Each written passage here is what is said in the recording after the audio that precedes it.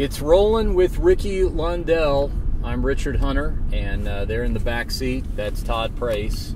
You know the star of the show, Ricky Lundell, right here. Bishop Gorman's own, UFC grappling coach extraordinaire. And we are back after a very successful pilot episode, boys. I tell you, this thing was very well received. People were digging it. Very well received, and we're happy to be back. We have a, we're trolling for a guest. This is, kind of the concept of the show. It's very guerrilla style. It's very, my thought, Ricky, again, when I pitched this whole concept to you was, it's Las Vegas, a lot of UFC. People are just kind of around. They are. They're just kind of around. Sometimes you just see them standing around on street corners. Well, a couple weeks ago, I was in the BJ's, food place or whatever it is over there, right? And all of a sudden, who comes up behind and just hits me with a rear naked choke? Tank Abbott. Misha Tate. Oh, good. Misha Tate? Close, though. Yeah. Yeah. Close. I often mistake very the two of them. Yeah, I mean, the bodies are slightly different, so are the faces, but yeah. So you kind of run into people around here quite a bit. Someone calling me? We're in trouble. Oh, I'm getting a flash flood warning. Welcome to Vegas. Are we going to be okay? Welcome to Vegas. Hope that doesn't wash away our MMA-related guest. The crazy thing is this weekend is Fan Expo weekend, so there's fighters everywhere. That's right. Somebody better build an ark and grab 40 of them in Las Vegas. Wait a minute. Am I getting my biblical reference great? Wait a second. I think we have one now. Whoa. Hold on. Wait, who is this dude? We have we got a guest. We have a guest. We have a guest over here. All right, slide over, Todd. I'll slide this away. Let's get these Who's guys. This guy, man? Let me the door lock. There we go. Oh snap! Oh dude! Ladies and gentlemen, it's a genuine outlaw joining us. As and it seems to be no coincidence that I was driving on the left side of the road and there he's standing. No wonder you couldn't get a ride all day. It's not the way we do it in this country. That's Dan the Outlaw Hardy, UFC welterweight turned UFC Fight Pass play-by-play commentator. Who's your lady friend there, Dan? This is my fiancée, Lacey. Oh, hi, Lacey. Hello. How are you? Did you guys just meet out here on the road like a Janis Joplin song, or did you? Just like 20 minutes. And you guys just you knew. He did. Vegas after all. He did that bit where he puts her out by the edge of the road to attract interest, and then he jumps up out of the bushes. Yeah. So, welcome to the second edition of Rollin' with Ricky Lundell. You're our second guest and our first ever in-car guest, because Daniel Cormier was on the phone. Right? Yeah, we had Daniel Cormier on the phone, which was rough because he couldn't show us any of his backseat jiu-jitsu. That's true. Moves. That's true. And I have no backseat jiu-jitsu. So that's a problem. That is a problem. How's any other moves in the backseat that you know, Dan? That's how he met Lacey. These are left here. All right. In the backseat. There's a storm coming. Yeah, we just got hit with a flash flood warning, so you're lucky we came by when we did. I wonder what the canoe on the roof was for. Right? So it is UFC International Fight Week. That's what's been going on all week in Las Vegas, the expo. That's why I'm wearing gi pants, by the way. I've been wearing. I feel like I dressed up. For Comic-Con. Did you do any of the seminars? Yeah, I did the Gracie seminar yesterday and today. How was it? I found it very informative. Not to mention that those two are just always in a great mood. They just always seem to be happy to be alive. That's okay. It's got to be what's in that Gracie diet, maybe. It must be Henner and maybe something. And Huron. Acai has quite a few antioxidants, and Dan knows about that stuff. Dan, tell our viewers what's in acai. Good stuff. Magical. Good Amazonian stuff. See? There's all kinds of good stuff in the Amazon. Go and find it. Listen, it's an important question to ask because UFC fans have to have been wondering for the longest time what's up with all those purple hats. What is a Bani Akai? Nobody knows. Yeah, what is a Bani Akai? Who knows? Dan, do you want to explain that? Well, if something's Bonnie, it's like happy and jolly, right? That's what we would say in England if something was. I mean, it's more of a Scottish term, I would say, but. Yeah. And then the acai, the Akai is actually called acai, which is some sort of fruit. Oh, is it? I thought it was some kind of chant, like a. Well, you don't know either. Like a monk chant. You were my go-to world traveler on this. Okay, so here's how it's been explained to me by various Brazilians. Okay. Various. Yes. I don't want to put out any names here. Acai. By the way, Dan, we don't know where we're going, so you navigate. Oh, just keep going Okay. straight, and this will take you around to the left. Okay. It is acai is some sort of fruit, like a berry type fruit that grows in Brazil. And then the Boni or Boni, or however they pronounce it, that's a brand name. So that's like pink berry and then acai would be like yogurt. I think we need to make it left. But they obviously have a huge budget. They must be making money because they're on everything. Yeah, they are. They're on more stuff than training mask, and that's hard to do. They have a budget that rivals that of the mysterious dynamic fastener. And I was really hoping, guys, at the trade show that at the Fan Expo that Dynamic Fastener would have a booth so I could finally see what one of these things is, but no such luck. You guys ever notice that the jiu-jitsu world is probably the most into the acai stuff? It is. Out of like everybody, if you're a jiu-jitsu guy and you don't eat acai, you will lose. Yeah, what's wrong with you? You will not win. Yeah. It's not possible. Acai and Jesus. Those are the two things that you have to have. Jiu-jitsu ingredients. So Dan, how jiu-jitsu ingredients? How Cristo and acai, and I can see it.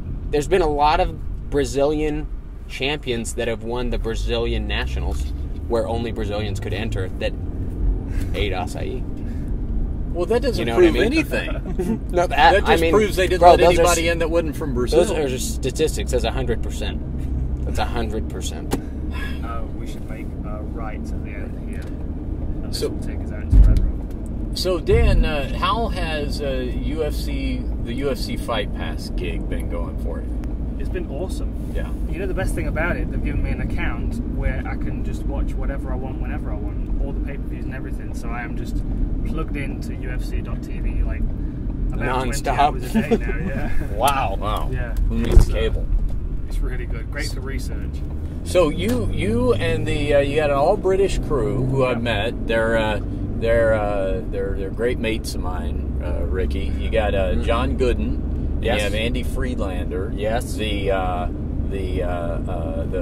ring announcer, who, by the way, had asked me if he was searching for a catchphrase. You know, I remember when we met, and he's doing something. But I don't know if he settled on it or not.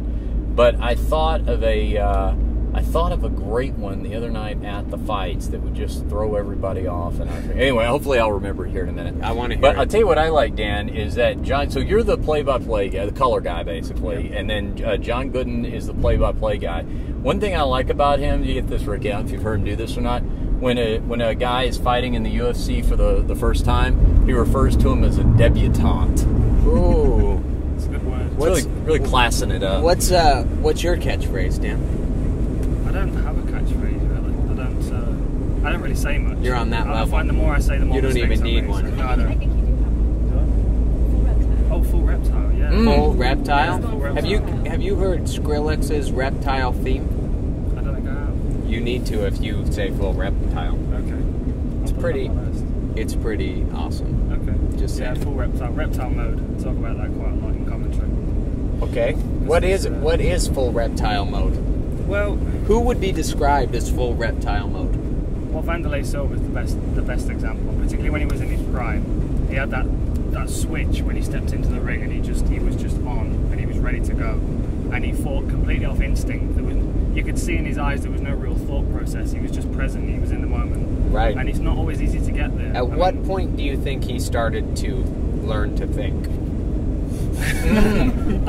It's arguable that he never learned to think. Yeah. It's arguable He that just still doesn't lost think the now. instinct He part. just exists. He just is. He is Wanderlei Silva. Right. Yeah. Would you say Wanderlei Silva was in full reptile mode when he slithered out of taking that drug test? See what I did? Slithered. I don't get it. Just kidding. So, did everybody catch the fights last night? Yeah. Yeah, well, of course you did. You got the pirate passcode now, so you see everything. So he's got it all. So last night we had Machida Right. fought Weidman. Mhm. We had Ronda Rousey fought Alexis Davis. Mm-hmm. And well, let's start with the main event. I don't even remember what happened in the Ronda Alexis Davis fight. I blinked. Well, right. And, let's start with the main event. I'll remind you that you incorrectly picked Lyoto Machida. Let me just say he had the style. He had the style that was going to do it. That's what I said. Mm-hmm. No, I believe you picked him. And did he not? Did he not? Well, no. Do apparently well? he did not. Bad. Yeah.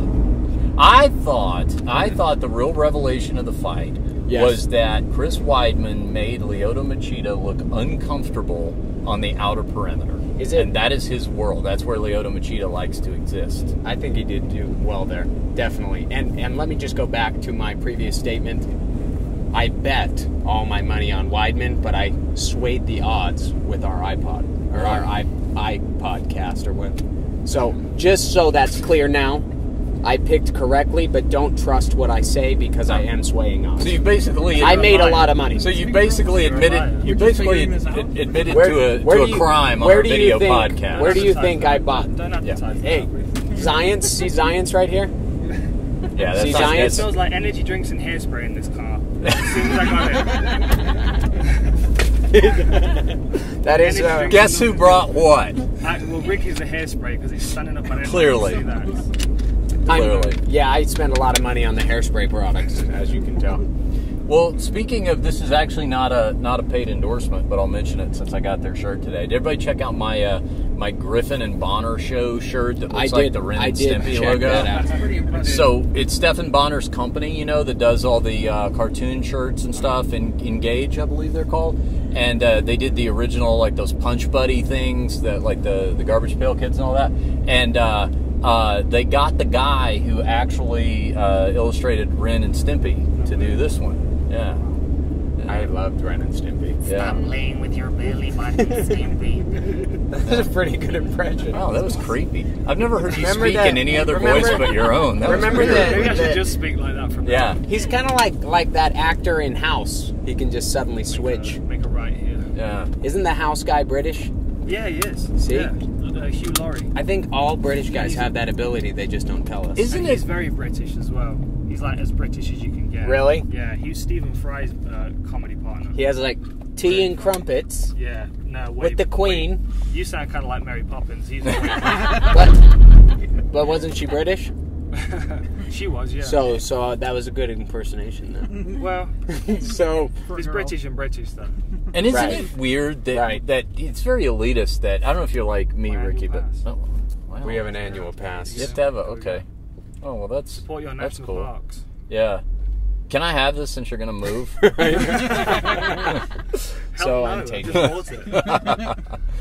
it. I should explain for the viewers that Ricky, originally you and I had planned to tape the video podcast with Dan on Friday, but it was the 4th of July and it took him 2 days for us to get him out of the house because he just sulked all weekend. It was rough. It's a rough hey, we got time the right end of the deal. I'm happy with the way that came out. Look at the mess you've made. So what? So you're getting ready to go, because it seems like all these Fight Pass cards are abroad. Yeah, at the moment they are. Okay. We've got my jurisdiction is Europe, the Middle East, and Africa. Oh, there's a jurisdiction. Oh yeah, yeah, that's scary. It's like a DEA or I've adopted that word. I think it's fitting for the. Well, you need to say jurisdiction every time John Gooden says debutante. Yeah, you make that your word. Well, in our jurisdiction. I think what I've been thinking about doing is introducing a word of the fight night.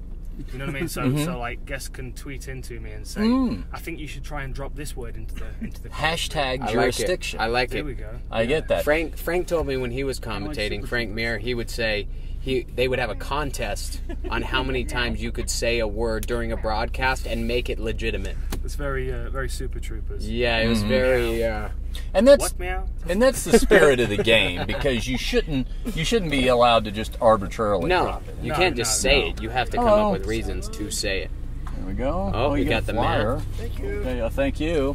Oh, that's good. So it just works for the whole car, huh, Dan? Yep. Like a drive-in. Yep. That's nice. I have a computer. Oh, no, wait a printer. second. Wait a minute. We have now hold on. I got to pull back the curtain. We have a support car behind us. Does she have a pass Yeah, too? she's got a pass. Oh, great. She's All got a right. pass. Oh, you thought ahead. Okay, good. I'm glad you asked. Yeah, we've 2 episodes in, and we're expanding. We now have like Here's a where we are right equipment truck that follows behind us. Where do I go? Developing a Scenic caravan. Drive? Am I going this way? Yeah, Scenic just follow it Drive? around. It does get crazy. I'll tell you, we did have some good response to the point where now it's just like it's unbelievable. I'll tell you who's become an internet sensation, Dan, on the Rolling with Ricky Lundell video podcast. 1 episode in is Todd Price, our own Ed McMahon. Todd has he has become the comedy relief for some reason. The viewers love him, and this week I don't know if we'll have a chance to use it this week or not, but I did get him a head strap for the GoPro, Now, so we the can have the reason- Todd cam. You gotta I tell didn't him the even know his name reason. was Todd. I called him Dwayne Ludwig for a while, and then Amir Sadala after that. I mean, I just found out his name was Todd. You're like, dude, Don't call me Amir Sadala because he's going to punch me in the face. Wow. It's not good. Coach of the year. Good training partner as well. So, Dan, have you found that since you've been doing commentary for UFC Fight Pass that you have... I mean, obviously you would know the names of the fighters in your division and the stars in the UFC, but have you found that you have cultivated a more well-rounded base of a lot more names, guys you have to keep an eye on? Yeah, definitely. But at the same time, I still feel like I've only scratched the surface. It was easy. When I was fighting, I was really so focused on my weight class that anytime I would watch a fight outside of the weight class, it would be because it was a particular guy that I picked out that I wanted to, study for some reason. Mm-hmm. And so I'm familiar with all the guys that everybody else is familiar with, but they've added 3 divisions since I was kind of immersed in my career, and then all the Ultimate Fighters and stuff. There are so many new guys coming through that it's really difficult to keep up. Mm-hmm. At the moment, I'm just trying to research the shows that I'm working, and then watch the rest for enjoyment. But it's a lot of work. It's a lot more work than training camp, to be honest. He gets very upset when people criticize the flyweights, and I said, I know you're a big supporter I think of the they're flyweights. phenomenal. I do too. I think they're phenomenal athletes. It's just people Right, we're like not- watching. They're too quick for drunk people to watch. Yes. Like maybe It's if we blurry. made them fighting like oatmeal or something. Yeah. Fill the octagon like waist height with water, perhaps. A Make little. them fighting that. Could be Then water. Yeah. slow it down. And Here's what we do. We start off with the flyweights in a dry octagon, okay? Yes. But over the course of 5 rounds, it slowly fills up with oatmeal. And the real question mark comes up when the oatmeal rises above the 56-inch level. Then what happens? People could die. Ground. People could die. What do? You just start eating? I guess you. I don't know. You would just start trying to consume as and much all of a of the sudden oatmeal they as come you could. out looking like Roy Nelson on the other end. Speaking of nicknames, the guy that got one of the performance bonuses last night, Rob Font. I didn't see him with a nickname. I was suggesting New Times Roman. oh, that's nice. Helvetica's kind of overdone now, isn't it? I do like that one. How about Uriah Hall's toe? Yeah. That not was a good nickname. What if with that bone sticking out, he would have accidentally kicked him in the eye? What would have happened to the other guy's Then he eye? would have been accused of fighting dirty with his own broken bone. Yeah, which I don't know if it's legal to poke in the eye with a broken toe. That's a great question. With a bone. With the bone. bone. Not the toe, it was the bone. The bone. Could you be disqualified for that very thing? No way. Yeah, no way. I and- feel like that's fair game. If you are tough enough to have your bone sticking out of your finger and you can put it through another human being, Yeah. I feel like that's fair. Death by metatarsal. Wow. I like that. Back to Ronda Rousey for a second. Rener and Gracie told me this morning, he was cornering her. He said that the fight ended, you guys would know this, having cornered people. He said that the fight always starts before you really get out of the corner, like you pull the banner down and you're still kind of getting down the steps and getting settled and everything. Sometimes. Yeah. He said that fight ended last night before they sat down. Yeah, I could believe that. He said the fight ended with basically his back turned, having to be told what happened. Yeah, I feel like I don't know how their dynamics is set up, but usually you would set up like who's in front, who's in the middle, who's in the back. So if they were fiddling with stuff, that could have taken the 15 seconds it took to put her away. Yeah, you know, I realized that might be the only UFC fight I've ever seen that could be Instagrammed in its entirety. Yeah, that's true. You could have Instagrammed the entire fight. Yeah. That should be start to referred finish. to as the Instagram fight. Yeah, Yeah. It is Yeah. that short. Right. I know the Sarah McMahon fight was quick, but I still think she's got a lot of potential to cause some problems. I agree. She's still a hell of an athlete and a hell of a fighter. And sometimes you just get caught with that shot. It happens in training. Sometimes you get caught. Totally. You crack a rib, and that's the end of the training session. But, you know, it happens in fights. She's still got the potential to come back and be very, very dangerous in that division. Well, and one good thing about making that, you know, the women's division is more shallow than, it's sort of like being a UFC flyweight. You know, it's a shorter path back to a title shot if you come up short.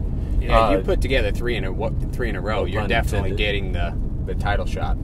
Yeah, so, you know, we could see repeat contenders in the women's 135-pound division for sure.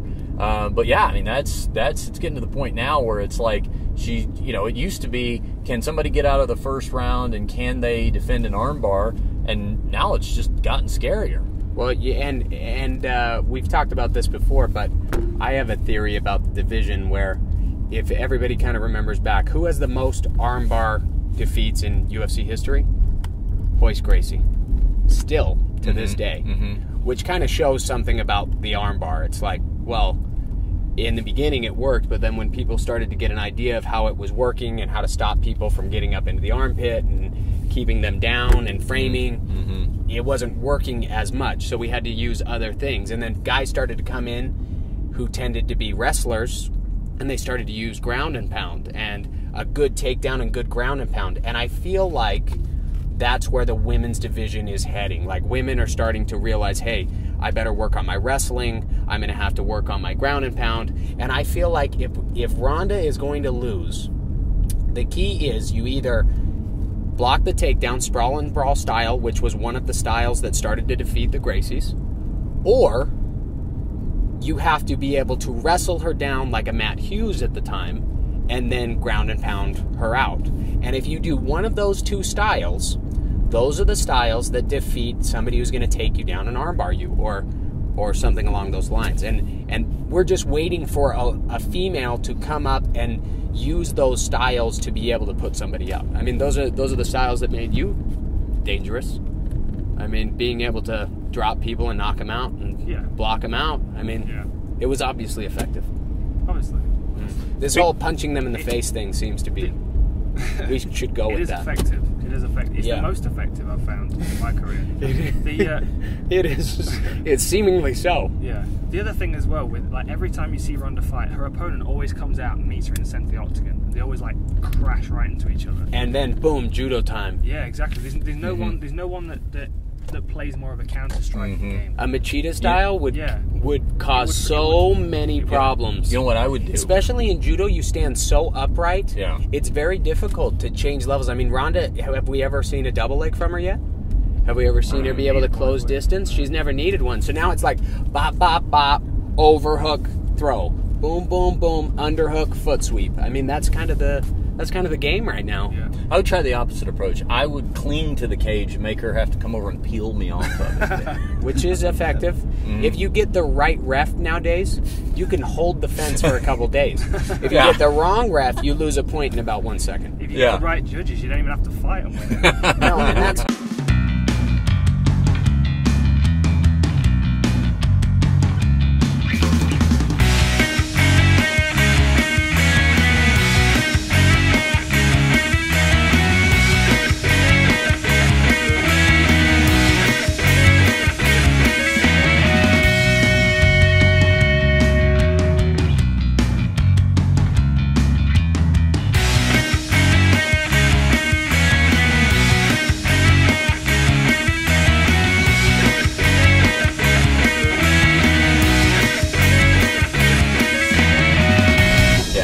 It smells like energy drinks and hairspray in this car. As soon as I got it.